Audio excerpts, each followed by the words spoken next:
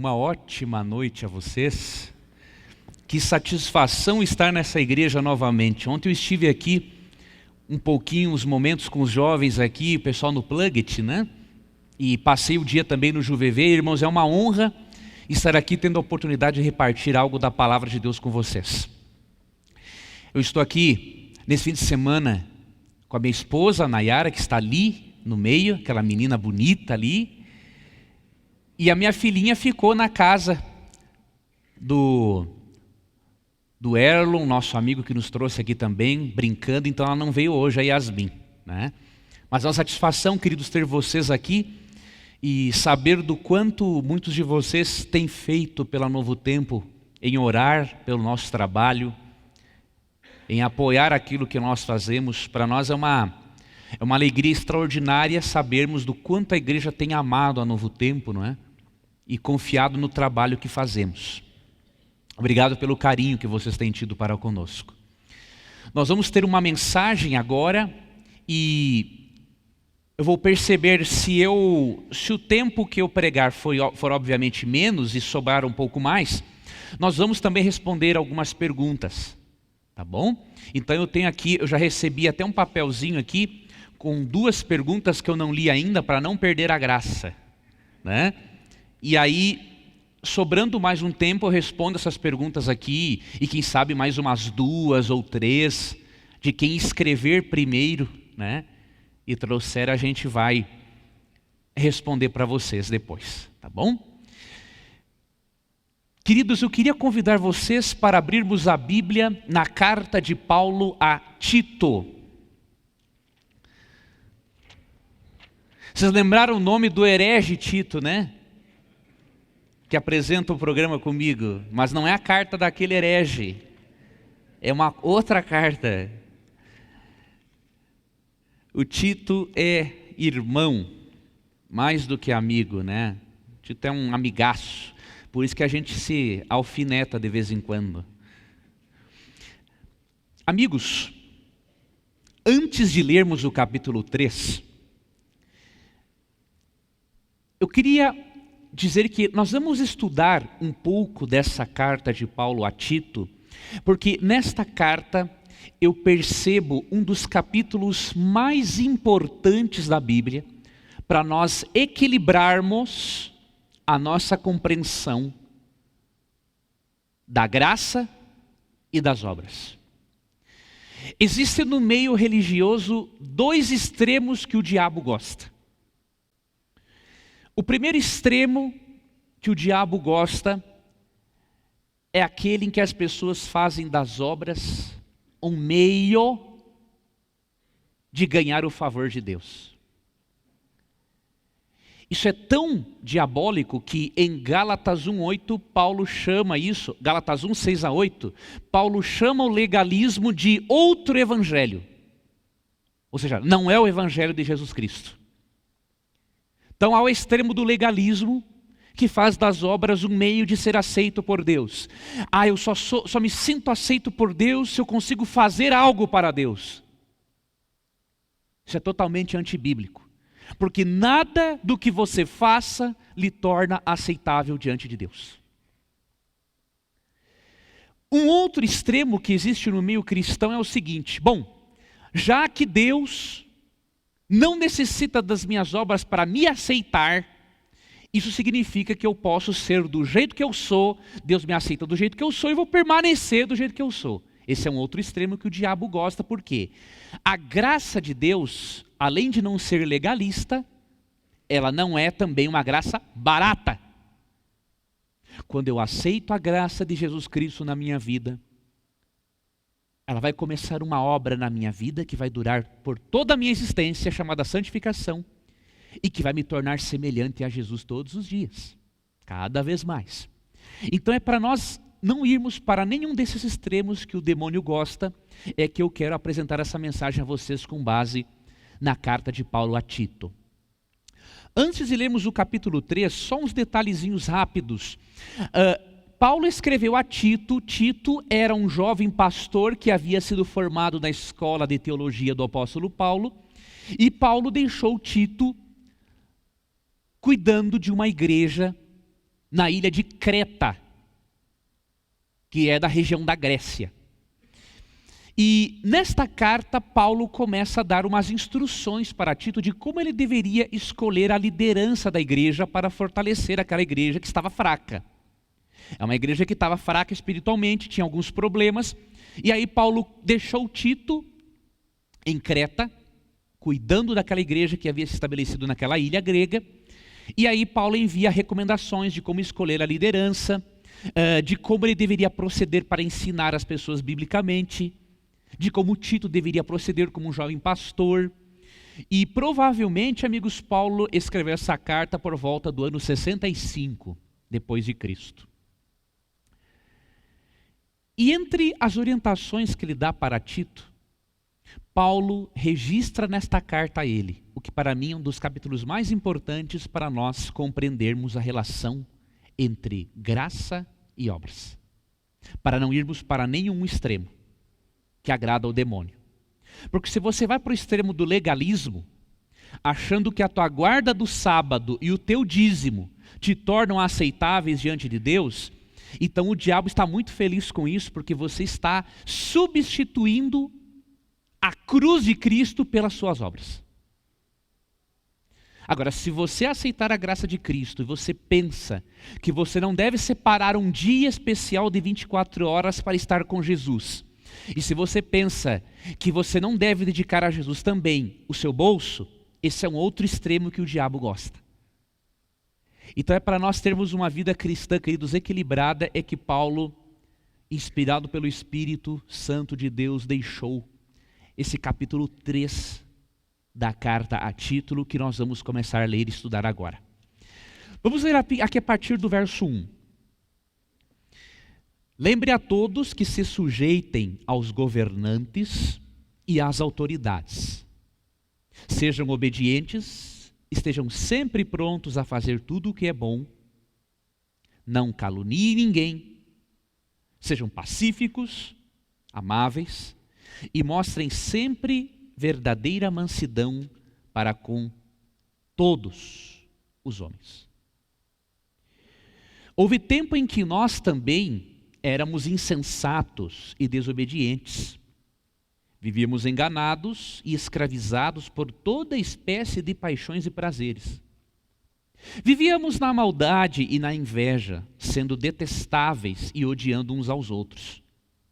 Mas quando, da parte de nosso Deus, nosso Salvador, se manifestaram a bondade e o amor pelos homens, não por causa de atos de justiça por nós praticados, mas devido à sua misericórdia, ele nos salvou pelo lavar regenerador e renovador do Espírito Santo.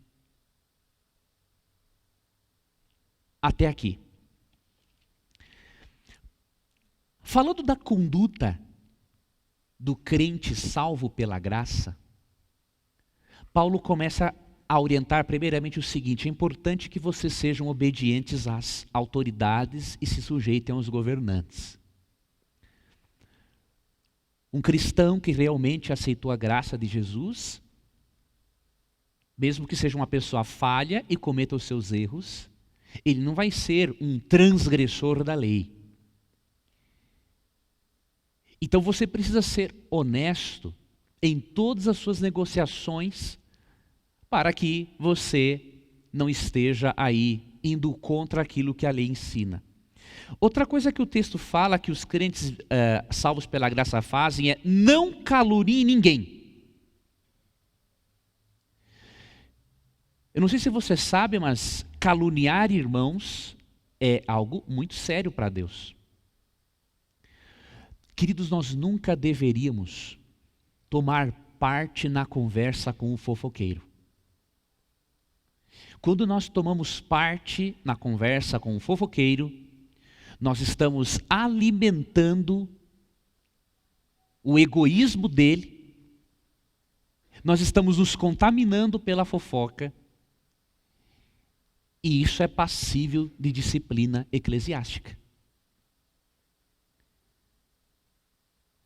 Outra questão interessante é que o texto fala assim: sejam pacíficos, amáveis e mostrem sempre verdadeira mansidão para com todos os homens. Isso significa que eu e você não devemos ser mansos apenas com o nosso chefe. É muito fácil falar docilmente com o chefe. Agora, quem é cristão de verdade, ele também vai ser manso e dócil no seu tratamento com outras pessoas. Ele vai ser manso com seu cônjuge, com seus filhos, vai ser uma pessoa mansa em casa também.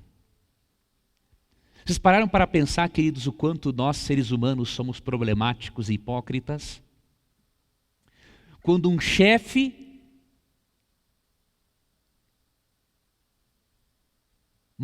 perverso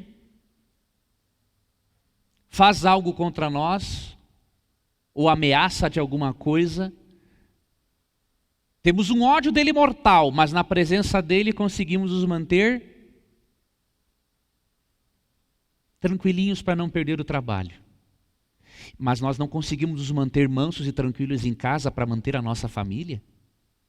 Hipocrisia. Paulo está dizendo assim, não seja hipócrita. Diga para os cristãos aí da ilha de Creta que não sejam hipócritas, sejam mansos para com todos os homens.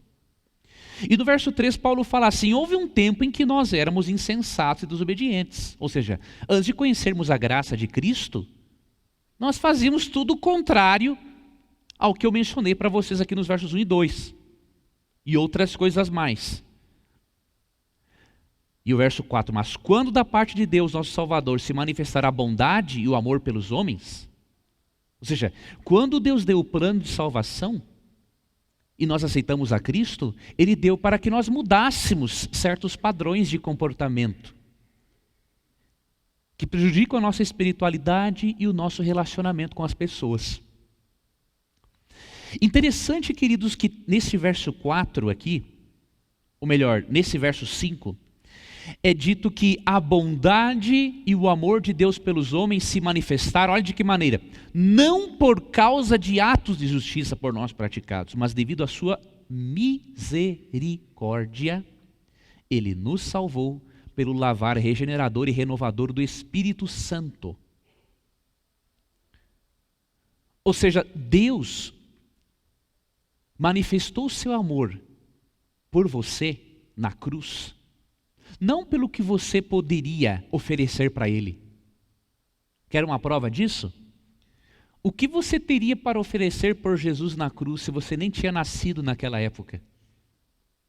Você não tinha nada para oferecer para Deus. Deus fez isso de livre e espontânea vontade, porque Ele ama a raça humana. E isso Ele fez também pelo lavar regenerador do Espírito Santo. Melhor, por meio do lavar regenerador do Espírito Santo. Quando Cristo pagou a sua e a minha dívida na cruz, Ele ao mesmo tempo deu não somente a pessoa de Jesus para viver neste mundo. Depois que Cristo sobe ao céu, ele manda um substituto à altura de Jesus para fazer uma outra obra. Enquanto que a segunda pessoa da divindade paga o preço pela nossa salvação, a terceira pessoa da divindade passa a fazer uma obra de transformação em nós para nos parecermos cada vez mais em caráter com Cristo. É por isso que em Romanos 8, 29 é dito que Deus nos predestinou para sermos conforme a imagem do seu Filho. Perceba, Deus não predestina para irmos para o céu ou para o inferno, como ensinam os calvinistas. Deus predestinou não pessoas para ir para o céu ou para o inferno. Ele predestinou o caráter daqueles que aceitaram a Jesus. Ele predestinou-nos para nos sermos a imagem de Cristo. Deus predestinou que aquele que aceitará Cristo se pareça com Cristo. Na forma de viver, na forma de tratar as pessoas. Sabe que tem muito cristão que deveria ler aquele livro do Morris Venden, como Jesus tratava as pessoas. Eu percebo cada coisa. Eu recebo no blog do programa Na Mira da Verdade muitos depoimentos bonitos, legais, de pessoas aceitando a verdade por meio do programa, por meio da Novo Tempo, mas ao mesmo tempo eu recebo tantos comentários mal educados de gente que se diz cristã, que a única coisa que eu posso dizer é que desse tipo de cristão o inferno vai estar cheio.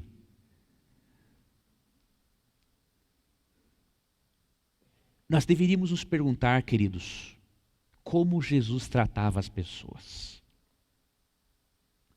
Porque um crente que vai sendo transformado pela graça de Jesus todos os dias, ele vai melhorar também na forma como trata aqueles que o rodeiam.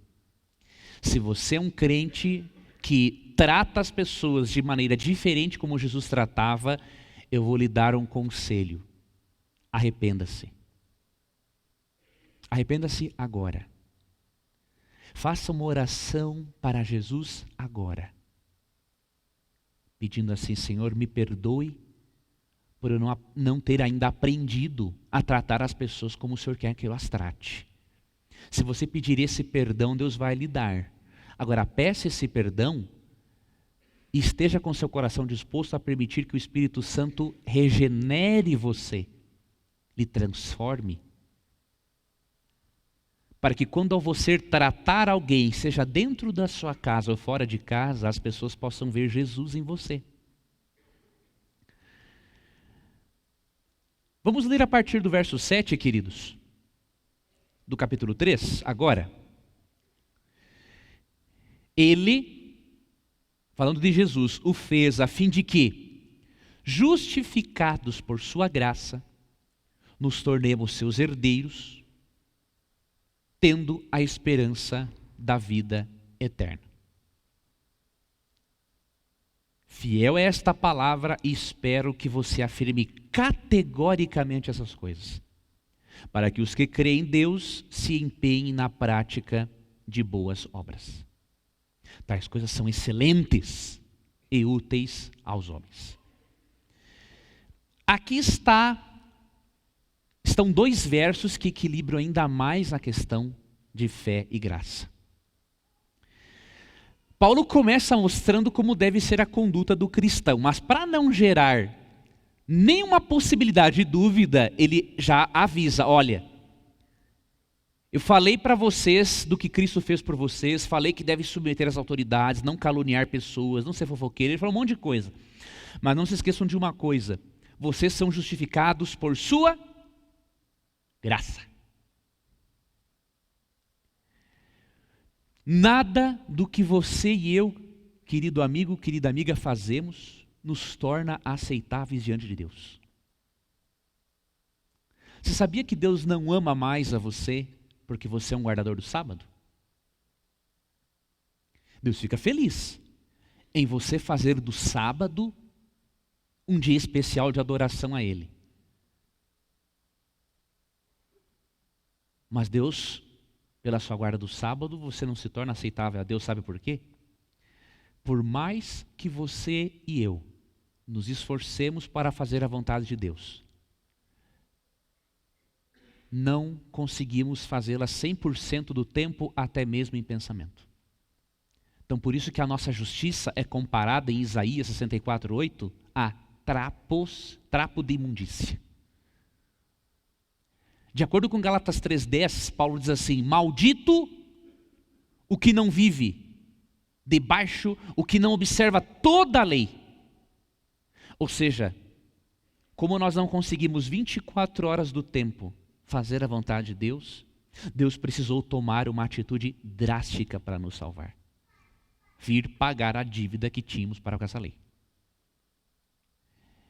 A nossa situação, queridos, é tão grave que Romanos 8:3 chega a dizer que a lei de Deus está enferma por causa da nossa carne. Ou seja, a lei não é o problema, né? Porque em Romanos 7:12, Paulo diz que o mandamento é santo, justo e bom. Só que Romanos 8:13 ele fala que a lei está enferma por causa do pecado. Ou seja, a lei não pode fazer nada para tornar você santo e aceitável diante de Deus. Porque por mais que você se esforce, você acaba caindo. Essa é a nossa realidade. E se nós não aceitarmos essa realidade, queridos, nós não vamos sentir necessidade de Jesus. E quando você não reconhecer que você tem uma natureza que gosta mais das coisas ruins do que das coisas boas, você não vai sentir uma necessidade desesperada de se relacionar com Jesus todos os dias. Agora, existe também no meio religioso, especialmente no meio evangélico, um ensino sobre a graça que mais parece uma desgraça. Ensina-se que, já que eu sou salvo pela graça de Jesus e que nada do que eu faça pode me tornar aceitável diante de Deus, então eu não tenho relação alguma para com a lei de Deus. Esse é um outro extremo que o diabo também gosta. A graça de Deus, queridos, ela não é uma graça barata, como eu afirmei no início. A graça de Cristo nos torna pessoas melhores do que éramos antes de aceitarmos essa graça. E por isso no verso 8 de Tito, capítulo 3, Paulo falou assim, afirme categoricamente isso. Que os filhos de Deus se empenhem na prática de boas obras.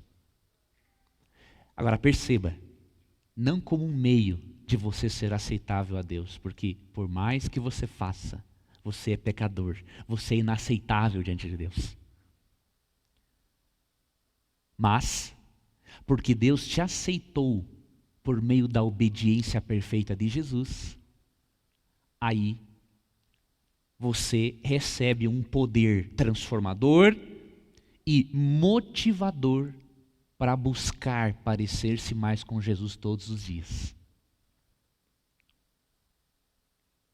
As obras nossas, queridos, aquilo que nós fazemos de bom, tem que vir como resultado de um coração que está sendo transformado. Agora, não como um meio de agradar a Deus. Agora, digamos que você erre. Você tem uma vida cristã, mas você tem umas quedas. Eu lhe digo com toda certeza, mesmo que o pecado cause dor no coração de Deus, Deus não ama você menos porque você errou. Nós somos infiéis, queridos, mas Deus, Ele é fiel. O nosso amor é condicional a uma resposta. O amor de Deus não. Deus vai olhar para você assim, poxa meu filho, você caiu de novo, então vamos lá, vamos levantar de novo?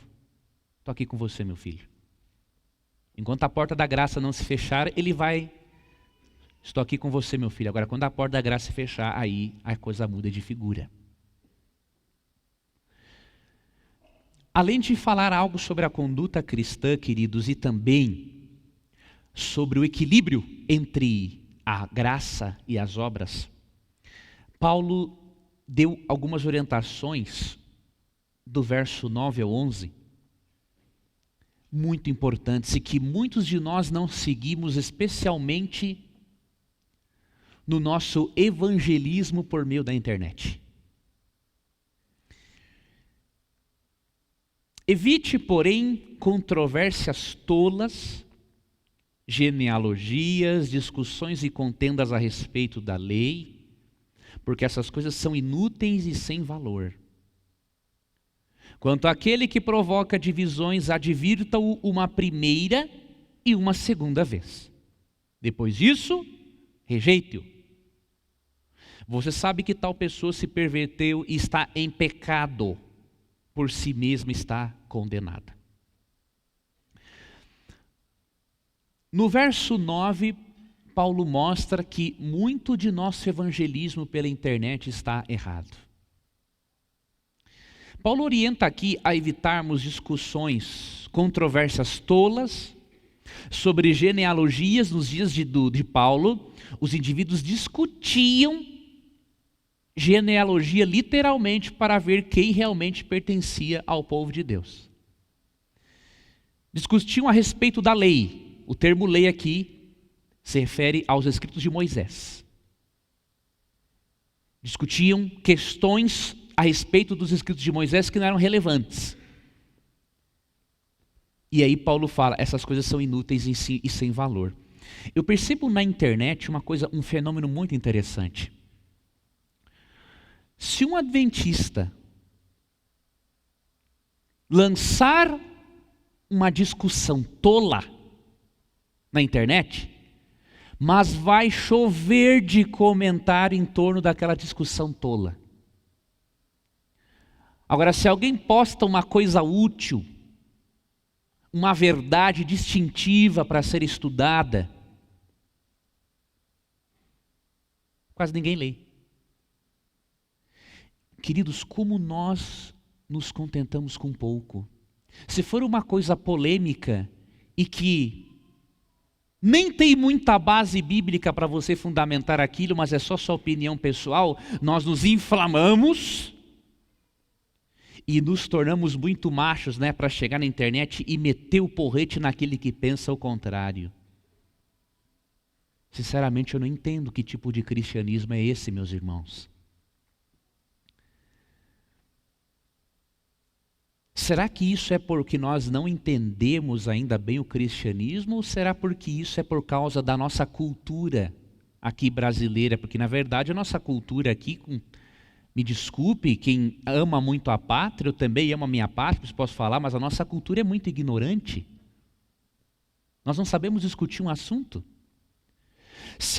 Eu já percebi uma coisa, se alguém aborda um indivíduo na internet falando assim, olha, a lei foi abolida, o cara já vem com 5, 6 pedras na mão contra o indivíduo. Ora, você está provando que a lei foi abolida porque você não segue o princípio da lei, que manda amar ao próximo como a ti mesmo. Então, se você dá uma resposta grossa, quando o indivíduo aborda você, contrário ao que você pensa, você está provando que a lei foi abolida porque ela não faz parte da sua vida.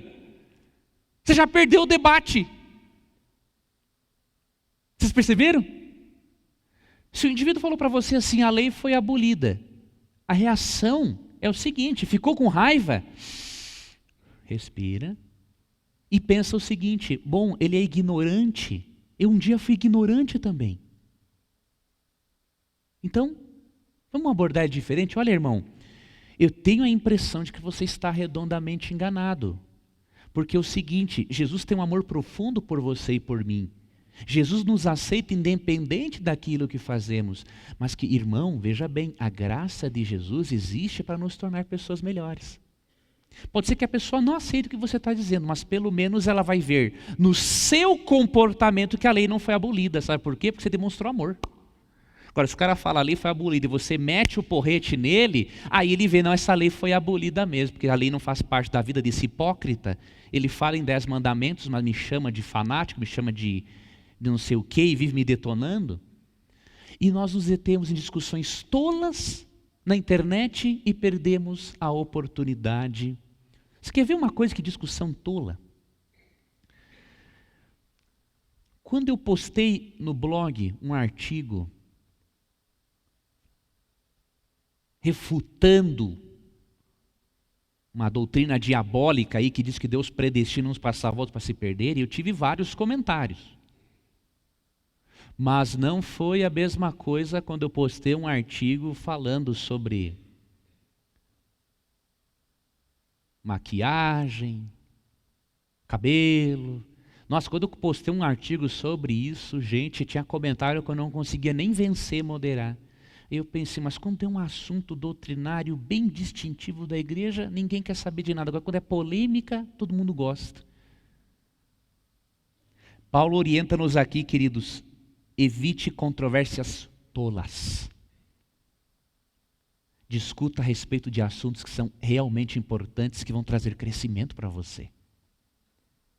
Meus amigos, eu falo porque eu já discuti tolamente muitas vezes. Quantas vezes eu fui tolo em, por exemplo, perder meu tempo com dissidente. Você quer ver? Olha o que diz o verso 10. Quanto àquele que provoca divisões, advirta uma primeira vez. E uma segunda. Depois disso, rejeite-o. Você sabe que tal pessoa se perverteu e está em pecado, por si mesma está condenada. Quantos anos eu perdi meu tempo lidando com um antitrinitariano que saiu da igreja porque descobriu, entre aspas, que o Espírito Santo não é mais Deus? E quanto eu entrei em discussão tola quando comecei a discutir com um perfeccionista, que acha que ele vai chegar ao momento da vida em que ele não vai pecar mais nem pensamento e que a volta de Jesus depende do comportamento dele. Amigos, eu aprendi com duras penas que realmente aquele que provoca a divisão, nós temos que adverti-lo uma primeira vez. Você viu um antitrinitariano escrever na internet, olha, a igreja se apostatou, está crendo no Espírito Santo. Você adverte ele uma vez. Olha, irmão, você está errado, a Bíblia ensina isso, repense o posicionamento. Aí o cara continua metendo o porrete na igreja. E fala mal da liderança. Você sabe que o ser humano, quando tem um pecado acariciado, ele quer projetar nos outros o problema dele para ele fugir dele. Isso não é honesto e nem vai trazer cura emocional. Nós só resolvemos o nosso problema quando paramos de projetar nos outros os pecados nossos e nós reconhecemos os nossos. Aí você fala para o indivíduo e ele mete o porrete e fala e fala. A Bíblia é clara, ó, se ele provoca divisão, adverte uma primeira e uma segunda. Depois disso, rejeite-o. Resumindo, fazer o que Paulo disse em 1 Coríntios 5,5, entregar para o diabo. Paulo falou, olha, esse indivíduo aí que está fazendo isso na igreja, entrega ele para Satanás. Quem sabe, ao ele ter o corpo destruído, afligido pelo sofrimento, por se afastar de Deus, talvez quando Jesus voltar, ele tenha se arrependido e volte pelo próprio sofrimento que Satanás impôs na vida dele, por ele se afastar de Deus. Talvez eu esteja falando aqui nesse momento para alguém que tem uma doutrina nova e que contradiz tudo aquilo que nós estudamos na Bíblia até o momento. Irmão, eu vou dar um conselho para você. Reveja o seu posicionamento com oração e humildade.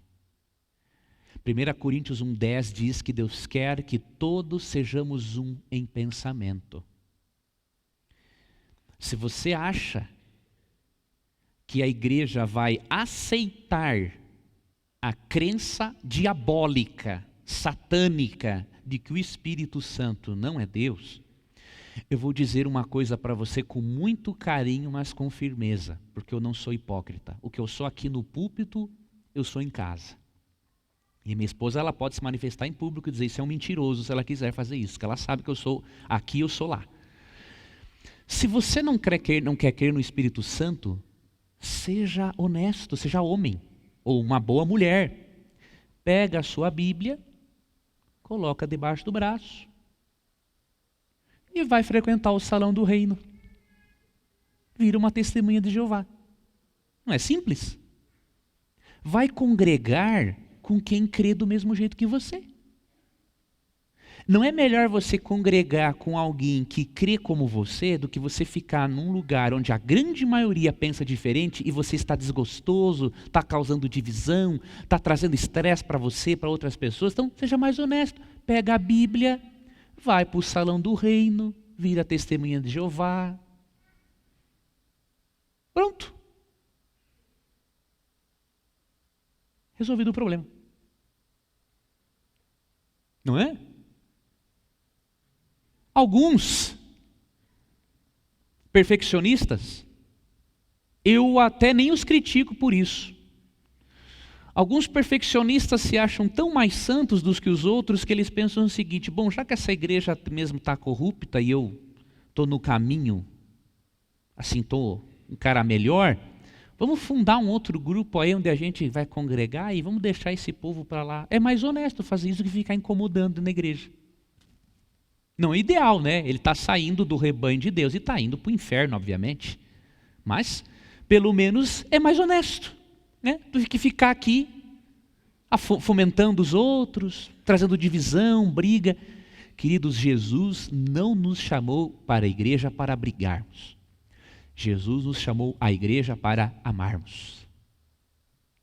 Para nos unirmos num propósito de fortalecermos, animarmos um ao outro quando estamos com problemas, ajudarmos aquele irmão que caiu em pecado ao invés de ficarmos olhando, olha lá, aquele lá é um pecador, aquela lá é uma pecadora, como se você que fala isso fosse um santo, né?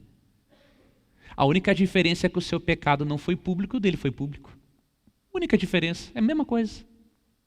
Quem somos nós, meus irmãos, para ficar olhando para a vida dos outros? Não podemos fazer isso.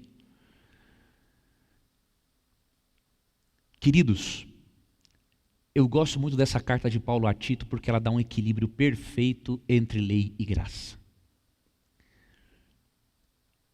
Nos dá instruções espetaculares de como sermos cristãos verdadeiros, honestos. Eu espero, meu amigo, que esses ensinamentos da carta de Paulo fixe na sua mente a seguinte ideia, entre as muitas que nós comentamos aqui essa noite. Que esta carta fixe na sua mente que nada do que você faz o torna aceitável diante de Deus. Ele o aceita do jeito que você é porque Ele lhe ama. Mas ao mesmo tempo que fique na sua mente o outro princípio de que Deus aceita você do jeito que está. Ele lhe ama, mas Ele quer tornar você uma pessoa ainda melhor e mais feliz. Aí você percebe uma harmonia bíblica entre a graça de Jesus e aquilo que nós fazemos como resultado dessa graça atuando em nós. Evitemos, queridos, discussões tolas na internet. Não gastemos o nosso tempo querendo provar que nossa opinião pessoal e particular está correta. Agora, se você gastar um tempo para provar que o que você acredita tem base na Bíblia, aí sim. Isso aqui sim. A nossa opinião pouco importa. O que importa é se a palavra de Deus está sendo exaltada. E nunca se esqueça também de que Deus não nos chamou na igreja para sermos divididos. Chamou-nos para amarmos e sermos unidos. Que essa graça especial de Jesus Cristo seja uma realidade na sua vida hoje e durante toda essa semana. Que você sinta o amor de Deus por você, que você sinta o lavar regenerador do Espírito Santo, limpando a sua vida, tornando você uma pessoa mais feliz e melhor. Temos aqui alguns minutinhos, eu vou responder a pergunta deste papel, 2 perguntas, e aí vou encerrar, que eu já falei demais, já está bom por hoje, para vocês irem para casa, quem sabe, ir para baixo do cobertor, nesse friozinho que é convidativo. Muito obrigado por vocês terem vindo aqui, por terem ouvido essa mensagem. Obrigado também aos nossos queridos amigos que estão nos acompanhando pela internet. Que Papai do Céu guarde a vocês. Vamos responder 2 perguntas aqui e quero depois me dirigir até a porta para cumprimentá-los e irmos embora. Tá ok? A primeira pergunta: a Igreja Adventista é taxada como uma seita. O que é uma seita e por que a Igreja Adventista não se enquadra neste perfil? Essa é uma pergunta muito frequente que eu recebo. E eu tenho, irmãos, no meu primeiro livro, Na Mira da Verdade, volume 1, essa edição já esgotou, já tem um bom tempo, eu estou reimprimindo-la em menos de um mês. Neste livro que vai sair novamente, eu tenho um capítulo em que eu abordo essa questão do adventismo como seita. E ali eu explico o seguinte: o termo seita possui um sentido positivo e um sentido negativo. Ou seja, um sentido não pejorativo e um sentido pejorativo. No sentido positivo do termo, nós somos uma seita mesmo. O que é uma seita no sentido positivo do termo? É um grupo, uma minoria, que é diferente da maioria em alguns de seus aspectos e crenças. Por exemplo, só nós cremos na doutrina do santuário, só nós acreditamos na doutrina do juízo investigativo, estou falando como congregação, existem pessoas isoladas que acreditam também. Só nós acreditamos na reforma de saúde, e só nós acreditamos no dom profético de Ellen White. Então nós somos um grupo menor entre a grande maioria de cristãos e somos o quê? Diferentes, um pouco separados em relação a essa compreensão doutrinária. Então, no sentido positivo, somos uma seita mesmo. Agora, no sentido negativo, como muitos escritores apologistas desinformados apresentam-nos na internet, e muitos deles são bastante maldosos, e você que está me assistindo agora, com quem eu já debati sobre isso, você sabe que eu estou falando com você mesmo? Você diz que nós somos uma seita diabólica e anticristã. Aí o indivíduo que fala isso, ele está mais por fora do que arco de barril. Ele não sabe o que está dizendo. Porque no sentido negativo do termo, nós não somos uma seita, porque seita, no sentido negativo do termo, é um movimento que não possui em seu corpo de crenças ou comportamento doutrinas essenciais do cristianismo. E quais são essas doutrinas? A divindade de Jesus, a personalidade e divindade do Espírito Santo, o princípio de sola escritura, ou seja, só a escritura é nossa regra de fé e prática, a doutrina do juízo, a doutrina do segundo advento de Cristo, a doutrina da encarnação de Cristo. Essas são algumas entre outras. Os adventistas do sétimo dia, de forma oficial, aceitam, creem e ensinam todas essas doutrinas. Então, o indivíduo que diz que nós somos uma seita no sentido negativo do termo, ele não sabe o que está dizendo.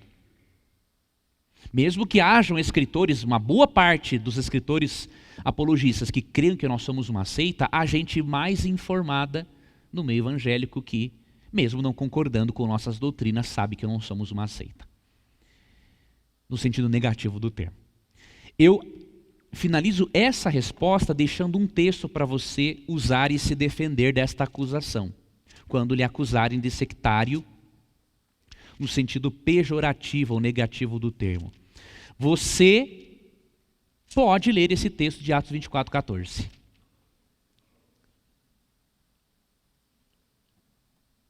Muitos que são acusados de sectários não podem ler esse texto porque eles não fazem isso aqui. Nós podemos fazer isso. Atos 24:14.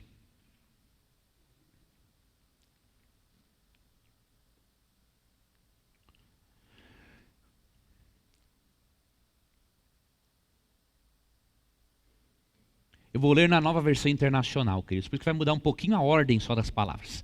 Confesso-te, porém, que adoro o Deus de nossos antepassados como seguidor do caminho a que chamam seita. Creio em tudo que concorda com a lei e no que está escrito nos profetas. O termo lei aqui se refere aos 5 primeiros livros de Moisés e profetas ao restante do Antigo Testamento. Paulo está dizendo o seguinte: olha, vocês dizem que eu sou de uma seita. Eles chamavam o cristianismo de seita. Mas ele falou assim: olha, mas é nesse caminho que vocês chamam de seita que eu sirvo ao Deus de nossos pais, observando tudo o que está na lei de Moisés e nos profetas. Então, irmãos, esse é o texto para darmos como resposta. Se for para me chamar de sectário por eu querer seguir as instruções de Deus, mesmo sendo um pecador falho, mas se for para ser chamado de sectário por querer seguir o que está na lei de Moisés e nos profetas, pode me chamar de sectário tranquilamente. Chamar um Paulo assim, pode me chamar também, não tem problema. Eu terei a mesma recompensa que Paulo terá. Você pode abordar isso dessa maneira. A outra pergunta: há pecado para a morte e por esse não digo que ore. Qual é o pecado para a morte? Esse pecado é mencionado em 1 João 5:16 e 17. Lá, realmente, o apóstolo João fala que devemos orar pelos irmãos, interceder por eles, mas que há pecado para a morte, para o qual não adianta orar. Não há não está claro, amigos, no contexto do que João escreveu, o que é esse pecado para a morte. O que os estudiosos têm opinado, entre as várias opiniões, duas são as principais. Alguns creem que o pecado para a morte, mencionado em 1 João 5,16 e 17, é o mesmo pecado imperdoável mencionado em Mateus 12, 31 e 32 e em Marcos 3, 28 e 29, que seria o pecado contra o Espírito. Então talvez João estivesse se referindo ao pecado imperdoável, aquela pessoa que foi tão longe que fechou a porta do coração para Jesus, não abre mais, e aí a pessoa está destinada à morte eterna mesmo. Agora outros creem que o pecado para a morte poderia ser a pena capital que o indivíduo sofreria por ter transgredido violentamente a lei do Império Romano, e aí o Império Romano o destinou para o quê? Navalha no pescoço. Então esse pecado para a morte, talvez João estivesse dizendo, olha, se um irmão se desviou, se apostatou e cometeu um pecado grave ao ponto de merecer a pena capital no Império Romano, então não adianta orar pela vida dele, ele vai para o brejo mesmo. Né? Pode orar pela salvação, pelo arrependimento, mas para ele ficar vivo, não... ele fez, vai ter que levar. Certo? Não há uma resposta definitiva para essa pergunta, essas são algumas das possibilidades. Queridos irmãos, eu quero agradecer muito a vocês, por vocês terem vindo aqui nessa noite um pouquinho fria, mas agradável ao mesmo tempo. Quero agradecer muito ao pastor Fernando Iglesias, meu irmão e amigo, por ter me convidado e me dado a oportunidade de estar aqui com vocês. Agradeço muito a liderança dessa igreja e a liderança da igreja do JuVV por me proporcionarem estar aqui esse fim de semana com vocês. Desejo de coração que o nosso Criador abençoe a vida de vocês, que vocês, meus amigos, tenham uma vida de muitas alegrias, de muita paz em Jesus, que vocês nunca permitam que as dificuldades da vida os afastem de Jesus. Mesmo que você caia e leve tombos, lembre que o amor de Jesus por vocês e por mim é maior que os nossos tombos. Onde abundou o pecado, diz Paulo em Romanos 5, superabundou a graça de Deus. Creia nessa graça, se apegue a ela, se apegue a este perdão, tenha uma vida tranquila, feliz. Peça ajuda ao Espírito Santo para você viver os ideais da palavra dele, não lute sozinho. Esses são alguns dos conselhos que eu lhe dou, para você passar uma semana bem, para você ter uma jornada cristã mais leve, mais agradável, ao lado de Cristo. Podemos fazer uma oração agora, para depois termos a música final? Eu estou aqui sobre a ordem de vocês. Podemos? Vamos então fazer uma oração, queridos, vamos ficar em pé? E aí teremos logo mais o encerramento bem do programa. Eu vou depois me dirigir até a porta para cumprimentá-los, tá bom? Que o Papai do Céu os guarde, dê a vocês uma semana cheia de alegrias e de vitórias. Vamos orar. Senhor, obrigado porque, apesar de tão falhos, o Senhor não deixa de amar os seus filhos. Obrigado porque, apesar de sermos infiéis, o Senhor é fiel. Obrigado porque o apóstolo Paulo, nesta carta a Tito, no capítulo 3, além das diversas instruções que nos deu para amarmos mais as pessoas, para não caluniarmos ninguém, para evitarmos discussões inúteis, entre outras coisas, obrigado porque nesta carta, Senhor, nós obtemos um ensinamento equilibrado sobre a graça e sobre as obras. Obrigado, Pai, porque mesmo sendo incapacitados, o Senhor nos justifica, nos perdoa, nos torna justos por meio da fé em Jesus. E obrigado porque essa sua justificação é acompanhada também da santificação, que tem o propósito de nos tornar cada vez mais parecidos com Jesus, segundo o Senhor predeterminou em Romanos 8, 29. Pai, dê a esses seus filhos que estão aqui e que estão acompanhando este programa pela internet, dê a eles a sua graça, dê a eles a certeza da salvação, dê a eles a certeza do perdão, dê a eles um desejo sincero de continuar te servindo e nos prepare, Senhor, acima de tudo para o seu reino, em nome de Jesus. Amém.